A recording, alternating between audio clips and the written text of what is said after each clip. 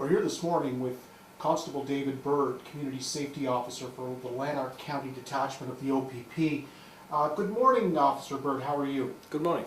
We're looking into getting a statement from the OPP on what took place on Tuesday evening for a call for service that was attended to by your officers. Could you give us a little bit of an idea of what took place and how the OPP responded to the call?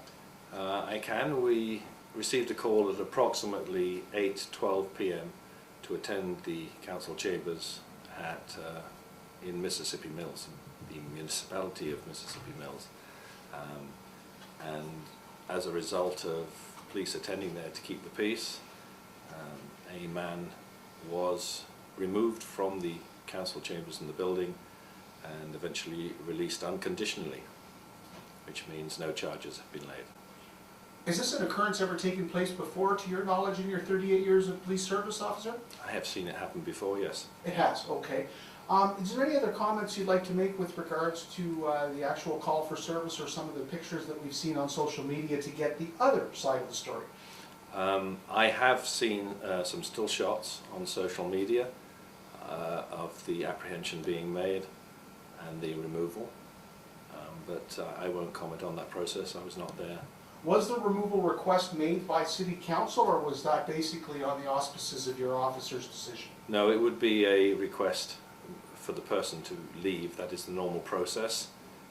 In a situation like that, a member of the council or someone responsible for the building would make the request to the person, and then they have a choice as to whether they're going to leave willingly, voluntarily, or otherwise. So I can only then assume, without getting council comment, that that person was unresponsive to that request, and that's why police were called and removed the individual. Would that be a fair assumption? That would be my understanding from the situation, yes. Again? No, it's not over till it's over. Any person may attend the public meeting and or make written or verbal representation either in support of or in opposition to the proposed official plan amendment and or the zoning bylaw amendment. Written submissions regarding the proposed amendments are to be filed with the clerk at the Municipality of Mississippi Mills Municipal Office, 3131 Old Perth Road, RR number 2, Post Office Box 400, Almonte, Ontario. Funny, no time limit. Brian Gallagher from the local landowner tax advocacy group. Brian, we're standing in front of this really nice park here in front of you. Well, it's one of the few parks that we have that are mature. That and despite the fact there isn't somebody in it all the time, it is loved by the people in the community and the groups that come and visit here. And the mayor has nothing to say with regards to the official plan stating that schools should be bordering on parkland, and this satisfies that criteria perfectly, yet he wants to sell it? Well, yes, they want to sell it, whatever their purpose is. It seems that it was their intent for a while now, and they're not going to Tuesday change night their comes mind. from Gloria Van Duzen Leonard, a resident of the town of Almonte. Gloria, you were on CFRA last night as a caller, and we're glad we sought you out because you had some very good perspectives on Tuesday night. Could you share them with our viewers and give us a little bit of an idea of what you think about public discourse in Almonte these days? Well, we all went to the public meeting with the thought that we were going to all get to say our speech, and mine was probably only 2 minutes long, but the first part of it went very well, and then when I started saying what all the platforms of all the council and the mayor were about saving parkland and green space, I was cut right off and told that they didn't want to hear any of that. Gale Street. What makes you angrier, the redevelopment of Don Maynard Park or the lack of leadership and the quelling of public discourse in a public meeting that is meant for open debate for residents to have their views heard? Well, a little bit of both. We built our house in '87, and we have lived next to the park the whole time. We built there because there was to be a park there. Every part on the community plan was to be built adjacent to schools. It is adjacent to the Holy Name of Mary School that 350 children go to. They use the park every day. They use it for nature. They use it for shade because there's no shade in the Holy Name of Mary land. during the summer, it's used all the time. The Lanark Community Support Group for the young adults with disabilities adopted that park. They came once a week. They sat there in the shade, they weeded the garden, and they spent a lot of time there. They were told before we were even notified that that park was no longer theirs, that they'd be given another park. All of Don Maynard Park, and when they dedicated to Mr. Maynard, they told him it was Don Maynard Park forever. There wasn't a time stamp on it.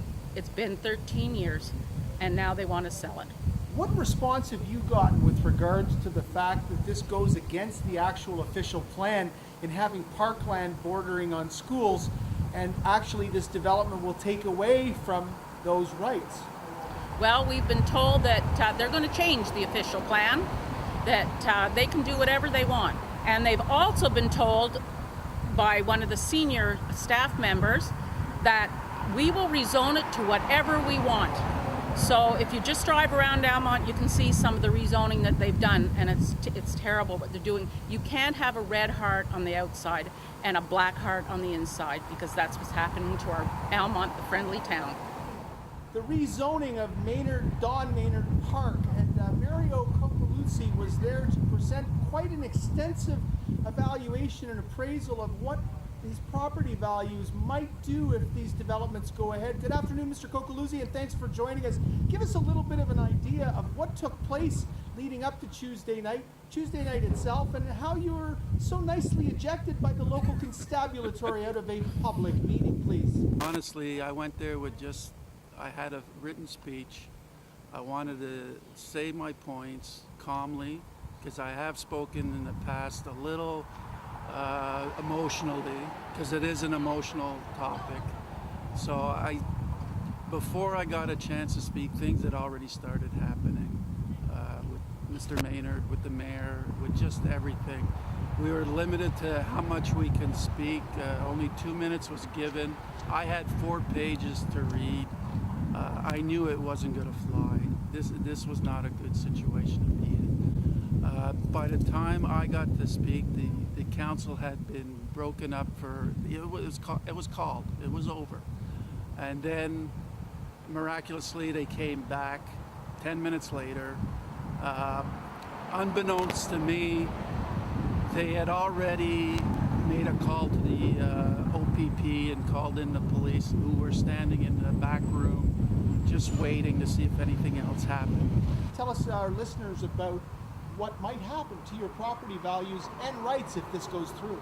Well, honestly, I always thought, well, if we get new homes, we might actually increase our property value. I didn't think really much about it. Then as we went on in this process, I started thinking and discussing it with my wife, and our house is now 17 years old. We have a lot of repairs to do. We're going to be competing with brand new homes. And that's when it dawned on me that we're going to lose valuation. And if we lose valuation, other homes around us are going to lose valuation. The town's going to lose taxes. They're going to lose their property taxes. It's going to decrease. Don't know what their thinking is. So we have had an evaluation that if it goes through, we could lose up to $50,000 in our value. When I first heard about this, I actually contacted the beautification committee of the town of Almonte. And I said, I've been told that you're thinking of selling green space land. I asked if it was true, and they said it's not only true, but they were bragging about building walkways, a splash pad, a wooden structure at another park. So they were going to destroy one park in favor of renovating another park. That is between 2 schools already. Well, one school the other one is across the street, yes. And part of their reasoning also was based on a 3-year-old survey that said because there was a playground already in the school play yard, that we didn't need a park. And I told the council back in August, I'm over 50 years old now. It's been a long time since I played in a playground. We don't need a playground. We need just beauty and green space. And that's why we came to Almonte in the first place. It's a beautiful town. Why destroy it? Mr. Kukulutsi, if you had any words for Mayor Sean McLaughlin, what would you say to him with regards to his current leadership and in this town and moving forward to the 2018 election, having 1,300 signatures on a petition and packed council rooms that want to be heard, and his quelling of public discourse? What do you have to say to your mayor? Is this going to be on a family news hour? Because I could say a lot. I'm not going to. I just hope he's got some other plans for the future, because being a mayor, I don't think is going to be part of his future.